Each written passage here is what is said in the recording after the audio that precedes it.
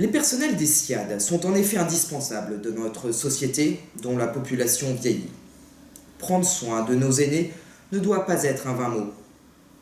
Une des premières difficultés rencontrées est celle de la non-attractivité de ces métiers, alors même que la demande est croissante pour permettre aux personnes en perte d'autonomie de rester à leur domicile. Bien avant cette crise sanitaire, j'avais rencontré à plusieurs reprises les ADMR, qui alertaient déjà sur la nécessité de réorganiser notre système d'aide aux plus dépendants d'entre nous. Nous pourrions ainsi nous inspirer de l'hôpital de Neuville-Fontaine, dont le SSIAD est assis sur la coopération entre l'hôpital et les personnels de soins à la ville. Ce système permet à la fois de soulager l'hôpital public et de maintenir les personnes qui peuvent l'être à domicile, tout en gardant un lien avec les structures hospitalières.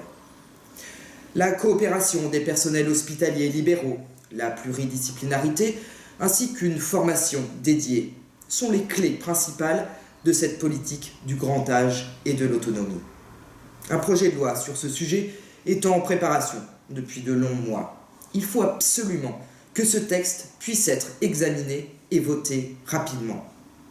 Je continue de rencontrer tous les acteurs concernés afin de porter des propositions au plus près du terrain, attendues par ceux qui s'engagent, afin que ces métiers soient enfin considérés à leur juste et pleine mesure, pour que nos aînés puissent rester le plus possible chez eux et dans les meilleures conditions qui soient. Nous le leur devons.